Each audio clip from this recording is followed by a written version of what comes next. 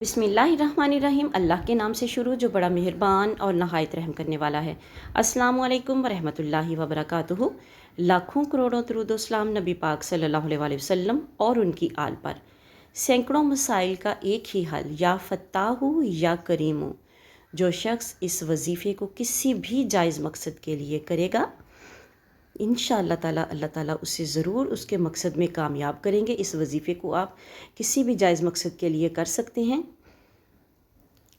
जब भी आप इसको किसी जायज़ मकसद के लिए करेंगे तो आपका वो मकसद ज़रूर पूरा होगा। जिस नीयत से पढ़ेंगे अल्लाह ताला इसमें आप लोगों को ज़रूर कामयाबी अता करेगा।